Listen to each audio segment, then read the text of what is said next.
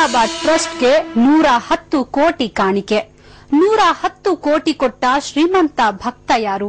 ಅಷ್ಟೊಂದು ಹಣ ಈಗ ಏನಾಗಿದೆ? ಸಾಯಿಬಾಬಾ ಭಕ್ತನ ರೋಚಕ ಕಥೆ ಇದೇ ಹೊತ್ತಿನ ವಿಶೇಷ. ದುಬಾರಿ ಭಕ್ತ.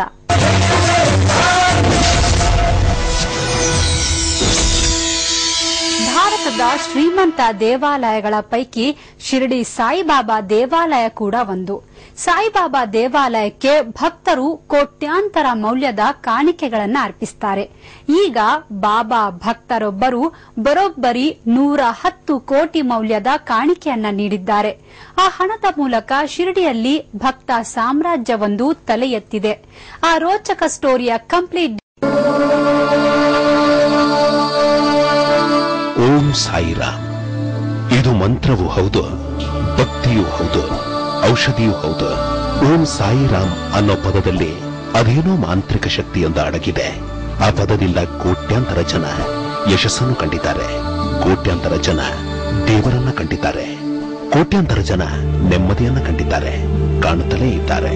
ಅವರೆಲ್ಲ ಶಿರಡಿ ಸಾಯಿಬಾಬಾ ಭಕ್ತರಾಗಿದ್ದಾರೆ. ಸಾಯಿಬಾಬಾ ಬೋಲೋ, ಸಾಯಿಬಾಬಾ ಬೋಲೋ, ಸಾಯಿಬಾಬಾ ಬೋಲೋ, ಸಾಯಿಬಾಬಾ ಬೋಲೋ, ಸಾಯಿಬಾಬಾ ಬೋಲೋ, ಸಾಯಿಬಾಬಾ ಬೋಲೋ, ಸಾಯಿಬಾಬಾ ಬೋಲೋ, ಸಾಯಿಬಾಬಾ ಬೋಲೋ, ಸಾಯಿಬಾಬಾ ಬೋಲೋ, ಸಾಯಿಬಾಬಾ ಬೋಲೋ. ಶಿರಡಿ ಸಾಯಿಬಾಬಾ ಕೋಟಿ ಕೋಟಿ ಭಕ್ತರ ಆರಾಧ್ಯ ದೈವ. ಭಾರತವಷ್ಟೇ ಅಲ್ಲ, ಪ್ರಪಂಚದಾದ್ಯಂತ ಸಾಯಿಬಾಬಾ ಮಂತ್ರಘೋಷ ಮೊಳಗುತ್ತಿದೆ. ಸಾಯಿಬಾಬಾ ದರ್ಶನಕ್ಕಾಗಿ ಜಗತ್ತಿನ ಮೂಲೆ ಮೂಲೆಯಿಂದಲೂ ಭಕ್ತರು ಬರುತ್ತಾರೆ. ಪ್ರತಿನಿತ್ಯ ಏನಿಲ್ಲ ಅಂದ್ರೂ 50,000 ಭಕ್ತರು ಶ್ರೀ ಕ್ಷೇತ್ರಕ್ಕೆ ಭೇಟಿ ನೀಡುತ್ತಾರೆ. ಬಾಬಾ ದರ್ಶನ ಪಡೆದು ಪುನೀತರಾಗುತ್ತಾರೆ. ಸಾಯಿರಾಮ್ ಸಾಯಿ ಶ್ಯಾಮ್ ಸಾಯಿ ಶ್ಯಾಮ್ ಸಾಯಿರಾಮ್, ಸಾಯಿರಾಮ್ ಸಾಯಿ ಶ್ಯಾಮ್ ಸಾಯಿ ಶ್ಯಾಮ್ ಸಾಯಿರಾಮ್, ಸಾಯಿರಾಮ್ ಸಾಯಿ ಶ್ಯಾಮ್ ಸಾಯಿ ಶ್ಯಾಮ್ ಸಾಯಿರಾಮ್,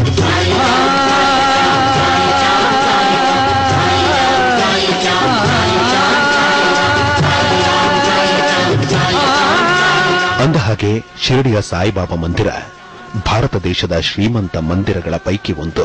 ತಿರುವನಂತಪುರಂನ ಅನಂತ ಪದ್ಮನಾಭ ಸ್ವಾಮಿ ಹಾಗೂ ತಿರುಪತಿಯ ಬಾಲಾಜಿ ದೇವಾಲಯಗಳನ್ನ ಹೊರತುಪಡಿಸಿದ್ರೆ ದೇಶದಲ್ಲೇ ಅತ್ಯಂತ ಶ್ರೀಮಂತ ದೇಗುಲ ಈ ಸಾಯಿಬಾಬಾ ಮಂದಿರ. ಮಹಾರಾಷ್ಟ್ರದಲ್ಲಿ ಶಿರಡಿ ಸಾಯಿಬಾಬಾ ಮಂದಿರಕ್ಕಿಂತ ಶ್ರೀಮಂತ ದೇವಾಲಯ ಮತ್ತೊಂದಿಲ್ಲ. ಯಾಕಂದ್ರೆ ಈ ದೇವಾಲಯಕ್ಕೆ ಬರುವ ಕೋಟ್ಯಾಂತರ ಭಕ್ತರು ಅಪಾರ ಪ್ರಮಾಣದ ಕಾಣಿಕೆಯನ್ನ ದೇವಾಲಯಕ್ಕೆ ಅರ್ಪಿಸುತ್ತಲೇ ಇದ್ದಾರೆ. ಭಕ್ತರ ಆ ಔದಾರ್ಯದಿಂದಾಗಿ ಶಿರಡಿಯ ಸಾಯಿ ಸಾಮ್ರಾಜ್ಯ ಶ್ರೀಮಂತಗೊಳ್ಳುತ್ತಲೇ ಇದೆ. ನೀವೆಲ್ಲ ನಂಬ್ತಿರೋ ಇಲ್ವೋ, ವರ್ಷದಿಂದ ವರ್ಷಕ್ಕೆ ಸಾಯಿ ಮಂದಿರಕ್ಕೆ ಬರುತ್ತಿರೋ ಸಂಪತ್ತಿನ ಪ್ರಮಾಣ ಹೆಚ್ಚುತ್ತಿದೆ. ಆದ್ರೆ ಇವತ್ತು ನಾವು ನಿಮಗೆ ತೋರಿಸೋಕೆ ಹೋಗ್ತಿರುವ ಸ್ಟೋರಿ ನಿಮ್ಮೆಲ್ಲರನ್ನೂ ಅಚ್ಚರಿಗೊಳಿಸುತ್ತೆ. ಯಾಕಂದ್ರೆ ಸಾಯಿಬಾಬಾ ಅವರ ಓರ್ವ ಭಕ್ತ ಜಗತ್ತೇ ಬೆಚ್ಚಿ ಬೀಳುವಂತ ಕಾಣಿಕೆಯನ್ನ ಸಾಯಿ ಮಂದಿರಕ್ಕೆ ಅರ್ಪಿಸಿದ್ದಾನೆ.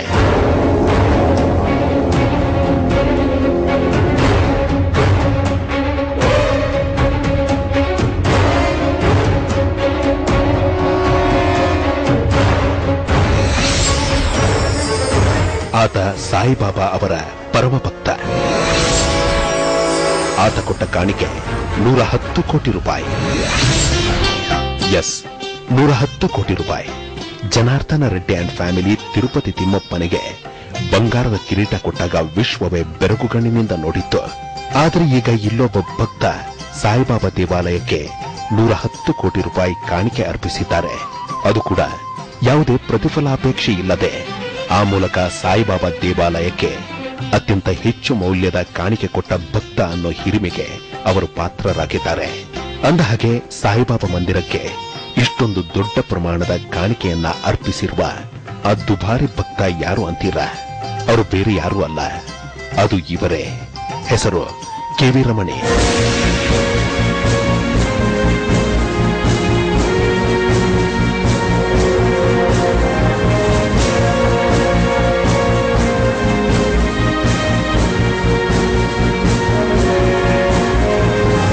ಕೆ.ವಿ. ರಮಣಿ ಶಿರಡಿ ಸಾಯಿಬಾಬಾ ಅವರ ಪರಮಭಕ್ತ. ಬದುಕಿನಲ್ಲಿ ಸಾಧಿಸಿದ್ದೆಲ್ಲ ಬಾಬಾ ಆಶೀರ್ವಾದದಿಂದಲೇ ಅಂತ ನಂಬಿದವರು. ತಾನು ಭೂಮಿಯ ಮೇಲೆ ಬಂದಿರೋದೇ ಜನಸೇವೆಗಾಗಿ. ಬಾಬಾ ಆಶೀರ್ವಾದ ಹೊಂದಿದ್ದರೆ ಏನು ಬೇಕಾದರೂ ಸಾಧಿಸಬಹುದು ಅನ್ನೋದು ಅವರ ನಂಬಿಕೆ.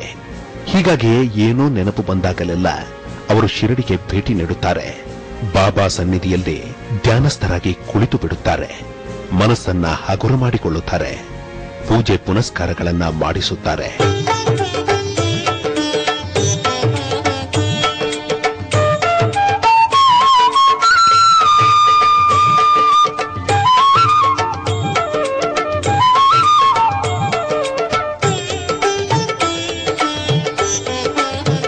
ಅಂದಹಾಗೆ ಕೆ.ವಿ. ರಮಣಿಯವರು ಬಾಲ್ಯದಲ್ಲಿಯೇ ಬಾಬಾ ಅವರ ಆಕರ್ಷಣೆಗೊಳಗಾದವರು. ಬೆಳೆಯುತ್ತಾ ಹೋದಂತೆ ಬಾಬಾ ಬಗ್ಗೆ ಇದ್ದ ಅವರ ನಂಬಿಕೆ ಗಾಢವಾಗುತ್ತಾ ಹೋಗಿತ್ತು. ಒಂದೊಮ್ಮೆ ಶಿರಡಿಗೆ ಭೇಟಿ ನೀಡುತ್ತಿದ್ದಂತೆ ಅವರಲ್ಲಿ ಏನೋ ಒಂದು ರೀತಿಯ ಆಧ್ಯಾತ್ಮದ ಜ್ಞಾನೋದಯವಾಗಿತ್ತು.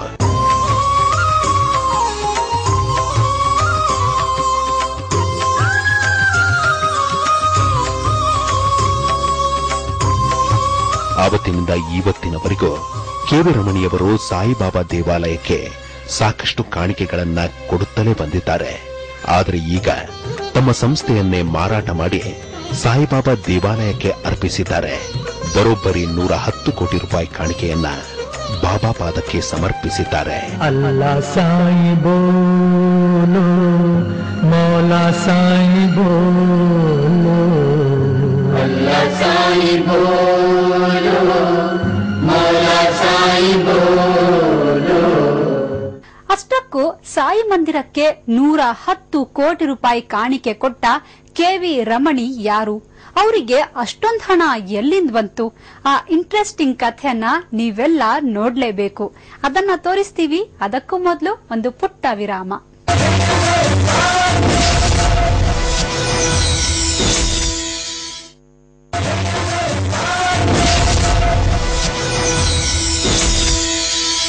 ಎಂಥ ಶ್ರೀಮಂತ ಆದ್ರೂ 1 ಕೋಟಿ ರೂಪಾಯಿ ಹಣವನ್ನ ದೇವರಿಗೆ ಅರ್ಪಿಸಬಹುದು. 10 ಕೋಟಿಯನ್ನ ದೇವಾಲಯಕ್ಕೆ ನೀಡಬಹುದು. ಆದ್ರೆ ಕೆ.ವಿ. ರಮಣಿ ಅನ್ನೋ ಓರ್ವ ಸಾಯಿಬಾಬಾ ಭಕ್ತ ಬರೋಬ್ಬರಿ 110 ಕೋಟಿ ರೂಪಾಯಿ ಹಣವನ್ನ ಸಾಯಿ ಮಂದಿರಕ್ಕೆ ನೀಡಿದ್ದಾರೆ. ಅಷ್ಟಕ್ಕೂ ಸಾಯಿಬಾಬಾ ಅವರ ಪರಮ ಭಕ್ತರಾಗಿರೋ ಕೆ.ವಿ. ರಮಣಿ ಯಾರು? ಅವರ ಹಿನ್ನೆಲೆ ಏನು ಅನ್ನೋದನ್ನ ಬನ್ನಿ ನೋಡೋಣ. ಶಿರಡಿ ಸಾಯಿಬಾಬಾ ಮಂದಿರಕ್ಕೆ 110 ಕೋಟಿ ರೂಪಾಯಿ ಕಾಣಿಕೆ ಅರ್ಪಿಸಿರುವ ಕೆ.ವಿ. ರಮಣಿಯವರ ಬಗ್ಗೆ ನೀವೆಲ್ಲ ತಿಳಿದುಕೊಳ್ಳಲೇಬೇಕು. ಯಾಕೆಂದರೆ ಅವರು ಈ ದೇಶದ ಯುವ ಜನತೆಗೆ ಸ್ಫೂರ್ತಿಯ ಚಿಲುಮೆ ಇದ್ದಂತೆ. ಅವರೊಬ್ಬರು ಸಾಧಕ. ಝೀರೋದಿಂದ ಹೀರೋ ಆದವರು. ಸಾಫ್ಟ್ವೇರ್ ಕ್ಷೇತ್ರದಲ್ಲಿ ತಮ್ಮದೇ ಆದ ಸಾಮ್ರಾಜ್ಯವೊಂದನ್ನು ಕಟ್ಟಿ ಭಾರತದಿಂದ ಅಮೆರಿಕದವರೆಗೆ ಬೆಳೆದವರು. 1970ರಲ್ಲಿ ಮದ್ರಾಸ್ ಯೂನಿವರ್ಸಿಟಿಯಲ್ಲಿ ಭೌತಶಾಸ್ತ್ರ ವಿಷಯದಲ್ಲಿ ಪದವಿ ಪಡೆದಿದ್ದ ರಮಣಿಯವರು ಐಬಿಎಂ ಸೇರಿದ್ದರು. ಆ ಹೊತ್ತಿಗೆಲ್ಲ ಭಾರತದಲ್ಲಿ ಸಾಫ್ಟ್ವೇರ್ ಕ್ಷೇತ್ರ ಇನ್ನೂ ಮೊಳಕೆಯೊಡೆದಿರಲಿಲ್ಲ. ಆದರೆ ಅದು ಮೊಳಕೆಯೊಡೆದು ಆಲದ ಮರದಂತೆ ಬೆಳೆಯುತ್ತೆ ಅನ್ನೋದನ್ನ ಕೆ.ವಿ. ರಮಣಿ ಲೆಕ್ಕ ಹಾಕಿದ್ರು. ಆ ನಿಟ್ಟಿನಲ್ಲಿ ಬಹುದೊಡ್ಡ ಕನಸು ಕಟ್ಟಿಕೊಂಡ ಅವರು ಸಾಫ್ಟ್ವೇರ್ ಕ್ಷೇತ್ರದ ಬಗ್ಗೆ ಆಳವಾದ ಅಧ್ಯಯನ ನಡೆಸಿದ್ರು. 1985ರಲ್ಲಿ ತಮ್ಮದೇ ಆದ ಒಂದು ಕಂಪನಿಯನ್ನು ಆರಂಭಿಸಿದ್ರು. ಆ ಕಂಪನಿಯ ಹೆಸರು ಫ್ಯೂಚರ್ ಸಾಫ್ಟ್. 1985ರಲ್ಲಿ ರಮಣಿಯವರು ಕಂಪನಿ ಆರಂಭಿಸಿದಾಗ ಅವರ ಸಂಸ್ಥೆಯಲ್ಲಿ ಇದ್ದದ್ದು ಬೆರಳೆಣಿಕೆ ಇಂಜಿನಿಯರ್ಗಳು ಮಾತ್ರ. ಯಾಕಂದ್ರೆ ಆ ಕಾಲಕ್ಕೆ ಭಾರತೀಯರಿಗೆ ಸಾಫ್ಟ್ವೇರ್ ಅಂದ್ರೆ ಏನು ಅನ್ನೋದೇ ತಿಳಿದಿರಲಿಲ್ಲ. ಹೀಗಾಗಿನೇ ಫ್ಯೂಚರ್ ಸಾಫ್ಟ್ ಕಂಪನಿಯ ಬಗ್ಗೆ ಸಾಕಷ್ಟು ಉದ್ಯಮಿಗಳು ಗೇಲಿ ಮಾಡಿದ್ದುಂಟು. ಫ್ಯೂಚರ್ ಇಲ್ಲದ ಸಾಫ್ಟ್ವೇರ್ ಕಂಪನಿ ಅಂತಾನು ಅಣಕಿಸಿದವರಿದ್ರು. ಆದರೆ ಕೆ.ವಿ. ರಮಣಿಯವರು ಯಾರ ಮಾತಿಗೂ ತಲೆ ಕೆಡಿಸಿಕೊಳ್ಳಲಿಲ್ಲ. ಅವರಿಗೆ ತಮ್ಮ ನಿರ್ಧಾರದ ಬಗ್ಗೆ ಅತಿಯಾದ ವಿಶ್ವಾಸವಿತ್ತು, ಅಚಲವಾದ ನಂಬಿಕೆ ಇತ್ತು. ಎಲ್ಲದಕ್ಕಿಂತ ಹೆಚ್ಚಾಗಿ ತಮ್ಮ ಮೇಲೆ ತಮಗೆ ಅತಿಯಾದ ವಿಶ್ವಾಸವಿತ್ತು. ಅವರ ವಿಶ್ವಾಸ ಸುಳ್ಳಾಗಲೇ ಇಲ್ಲ. ಕೆಲವೇ ವರುಷಗಳಲ್ಲಿ ರಮಣಿಯವರ ಫ್ಯೂಚರ್ ಸಾಫ್ಟ್ ಸಂಸ್ಥೆ ಅಪಾರ ಎಂಜಿನಿಯರ್ಗಳನ್ನು ಒಳಗೊಂಡ ದೇಶದ ಅತ್ಯಂತ ದೊಡ್ಡ ಸಂಸ್ಥೆಯಾಗಿ ಬಿಡ್ತು. ಅಮೆರಿಕದಲ್ಲೂ ಸಂಸ್ಥೆಯ ಶಾಖೆ ಓಪನ್ ಆಯಿತು. ರಮಣಿಯವರ ಬಗ್ಗೆ ಮಾತನಾಡಿದವರೆಲ್ಲ ಮೂಗಿನ ಮೇಲೆ ಬೆರಳಿಟ್ಟುಕೊಂಡ್ರು. ಅಂದಹಾಗೆ ಹೀಗೆ ಸಾಫ್ಟ್ವೇರ್ ಸಂಸ್ಥೆಯ ಮೂಲಕ ಉದ್ಯಮ ಕ್ಷೇತ್ರದ ದಿಗ್ಗಜ ಎನಿಸಿಕೊಂಡ ರಮಣಿಯವರು ದೆಹಲಿಯಲ್ಲಿ ಹ್ಯೂಸ್ ಸಾಫ್ಟ್ವೇರ್ ಹೆಸರಿನ ಸಂಸ್ಥೆಯೊಂದನ್ನು ಆರಂಭಿಸಿದ್ರು. ಹೀಗೆ ಹಂತ ಹಂತವಾಗಿ ಮೇಲಕ್ಕೆ ಬಂದ ಕೆವಿ ರಮಣಿಯವರು ನಾಸ್ಕಂ ಅಂದರೆ India's national association of service companies ಸಂಸ್ಥೆಯ ಸಂಸ್ಥಾಪಕ ಮತ್ತು ಸದಸ್ಯರಾದರು.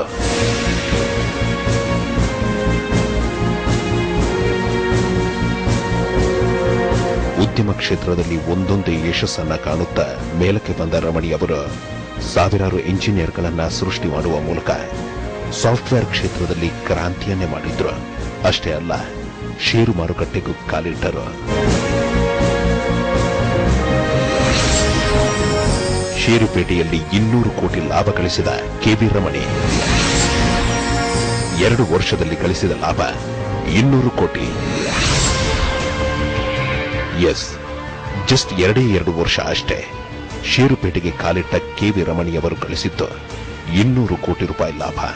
ಉದ್ಯಮ ಕ್ಷೇತ್ರದಲ್ಲಿ ಯಶಸ್ಸು ಕಾಣುತ್ತಿದ್ದ ರಮಣಿಯವರು ತಮ್ಮ ಯಶಸ್ಸಿಗೆಲ್ಲ ಶಿರಡಿ ಸಾಯಿಬಾಬಾ ಅವರ ಆಶೀರ್ವಾದವೇ ಕಾರಣ ಎನ್ನುತ್ತಿದ್ದರು.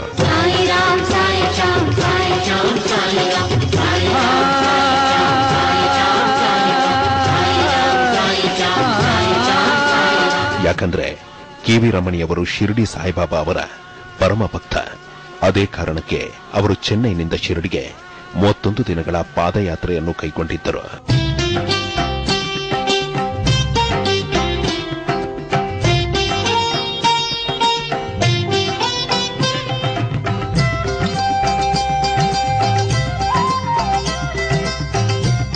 ಸಾಯಿಬಾಬಾ ಮೇಲಿನ ನಂಬಿಕೆ, ಪ್ರೀತಿ ಮತ್ತು ಭಕ್ತಿಯಿಂದಲೇ ಅವರು ಚೆನ್ನೈನಲ್ಲಿ ಶಿರಡಿ ಸಾಯಿ ಟ್ರಸ್ಟ್ ಅನ್ನೋ ಹೆಸರಿನಲ್ಲಿ ಒಂದು ಟ್ರಸ್ಟ್ ಅನ್ನ ಸ್ಥಾಪಿಸಿ ಅದರ ಮೂಲಕ ಸಮಾಜ ಸೇವೆಯಂಥ ಕಾರ್ಯಗಳನ್ನ ನಡೆಸಿಕೊಂಡು ಬರುತ್ತಿದ್ದರು.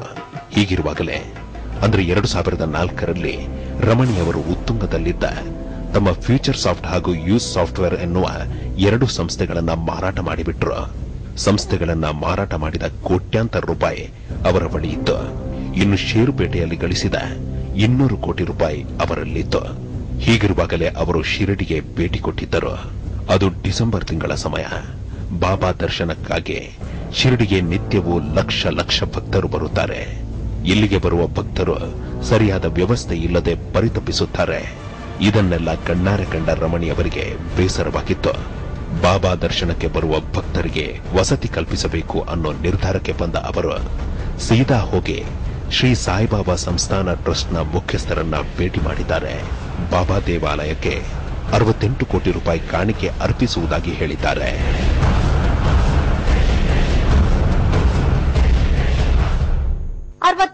ಕೋಟಿ ಕೊಡ್ತೀನಿ ಅಂದಿದ್ದ ಕೆವಿ ರಮಣಿಯವರು ಕೊನೆಗೆ ಕೊಟ್ಟಿದ್ದು 110 ಕೋಟಿ. ಆ 110 ಕೋಟಿಯಿಂದ ಶಿರಡಿಯಲ್ಲಿ ಭಕ್ತ ಸಾಮ್ರಾಜ್ಯವನ್ನೇ ನಿರ್ಮಾಣ ಮಾಡಲಾಗಿದೆ. ಅದನ್ನ ನೋಡೋಕೆ ಮುನ್ನ ಪುಟ್ಟದೊಂದು ವಿರಾಮ.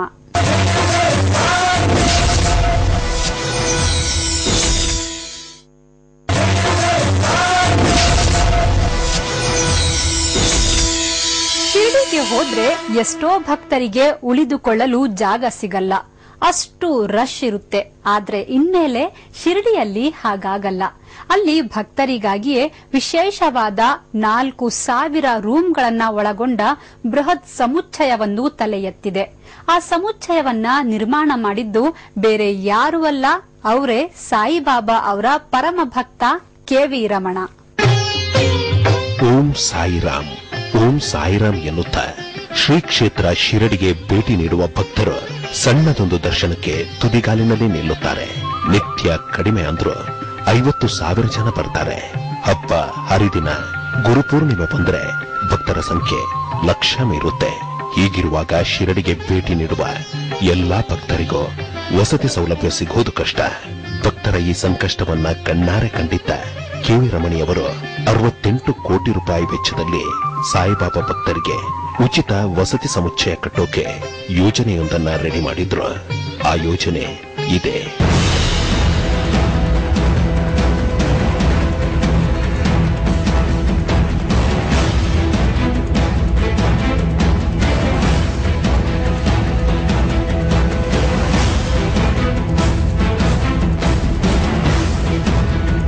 ಇಂತಹದೊಂದು ಬೃಹತ್ ಯೋಜನೆಯ ಸಮೇತ ಶ್ರೀ ಶಿರಡಿ ಸಾಯಿ ಸಂಸ್ಥಾನ ಟ್ರಸ್ಟ್ನ ಸದಸ್ಯರನ್ನ ಭೇಟಿ ಮಾಡುತ್ತಿದ್ದಂತೆ ಎಲ್ಲರಿಗೂ ಅಚ್ಚರಿಯಾಗಿತ್ತು. ಕೊನೆಗೆ ಸ್ವತಃ ಶಿರಡಿ ಸಂಸ್ಥಾನ ಟ್ರಸ್ಟ್ನವರೇ ಎಕರೆಗೆ 20 ಕೋಟಿಯಂತೆ 20 ಎಕರೆ ಭೂಮಿಯನ್ನ ಖರೀದಿ ಮಾಡಿ ರಮಣಿಯವರಿಗೆ ನೀಡಲಾಯಿತು. ಅದರಂತೆ 2008 ಜನವರಿ 10ರಂದು ಇದೇ ಕೆವಿ ರಮಣಿಯವರು ಸಾಯಿ ಆಶ್ರಮ ಯೋಜನೆಗೆ ಭೂಮಿ ಪೂಜೆ ನೆರವೇರಿಸಿದ್ರು.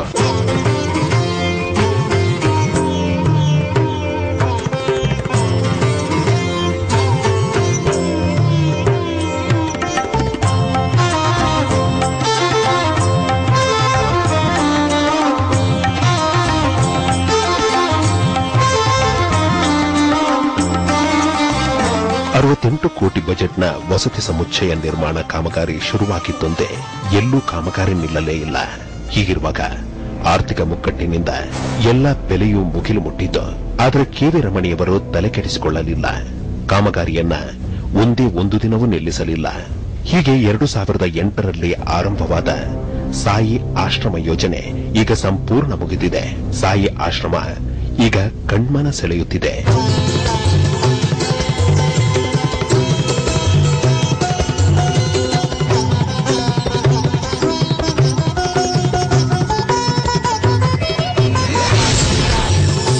ಸಾಯಿ ಆಶ್ರಮಕ್ಕೆ ಖರ್ಚಾಯಿತು 110 ಕೋಟಿ. ಈ ಸಾಯಿ ಆಶ್ರಮದಲ್ಲಿ ಏನೇನಿದೆ ಗೊತ್ತಾ? ಅಂದಹಾಗೆ ಆರ್ಥಿಕ ಮುಗ್ಗಟ್ಟಿನಿಂದಾಗಿ 68 ಕೋಟಿಯಲ್ಲಿ ಮುಗಿಯಬೇಕಿದ್ದ ಸಾಯಿ ಆಶ್ರಮ ಯೋಜನೆಗೆ 110 ಕೋಟಿ ರೂಪಾಯಿ ಖರ್ಚಾಗಿದೆ.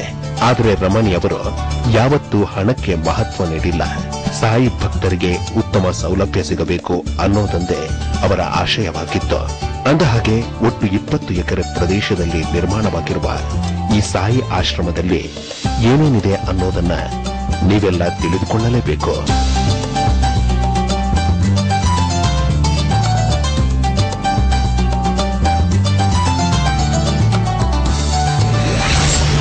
ಸಾಯಿ ಆಶ್ರಮದಲ್ಲಿ ಏನುಂಟು?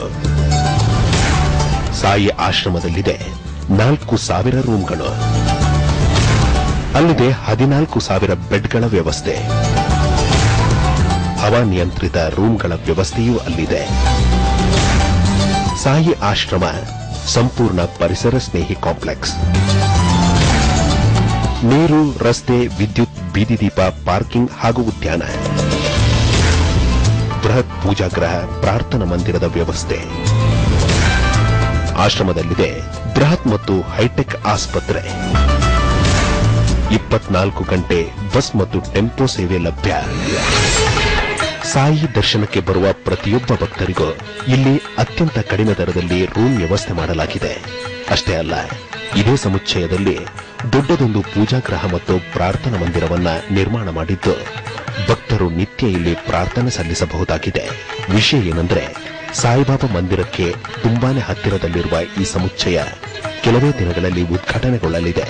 ಸ್ವತಃ ರಾಷ್ಟ್ರಪತಿ ಪ್ರಣವ್ ಮುಖರ್ಜಿ ಸಾಯಿ ಆಶ್ರಮವನ್ನ ಉದ್ಘಾಟನೆ ಮಾಡಲಿದ್ದಾರೆ.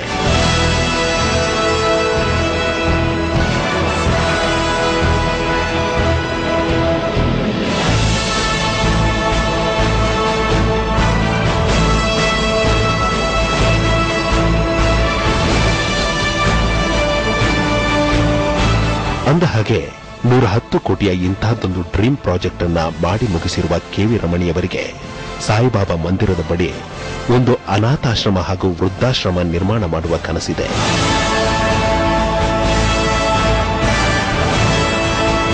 ಅದಕ್ಕೂ ಈಗಾಗಲೇ ಯೋಜನೆಯೊಂದನ್ನು ಸಿದ್ಧಪಡಿಸುತ್ತಿದ್ದಾರೆ. ಹೀಗೆ ತಾವು ಸಂಪಾದಿಸಿದ ಹಣವನ್ನೆಲ್ಲ ಅವರು ಸಾಯಿಬಾಬಾ ಕ್ಷೇತ್ರದ ಅಭಿವೃದ್ಧಿಗಾಗಿ ಬಳಕೆ ಮಾಡುತ್ತಿದ್ದಾರೆ. ಈ ಬಗ್ಗೆ ಕೇಳಿದವರಿಗೆಲ್ಲ ಅವರು ಹೇಳೋದು ಒಂದೇ ಉತ್ತರ. ಅದೇನೆಂದರೆ, ಬರುವಾಗ ಬೆತ್ತಲೆ, ಹೋಗುವಾಗ ಬೆತ್ತಲೆ. ನಾವು ಇಲ್ಲಿ ಏನನ್ನೇ ಸಂಪಾದಿಸಿದ್ರು ಅದು ಬಾಬಾ ಕೃಪೆಯಷ್ಟೇ.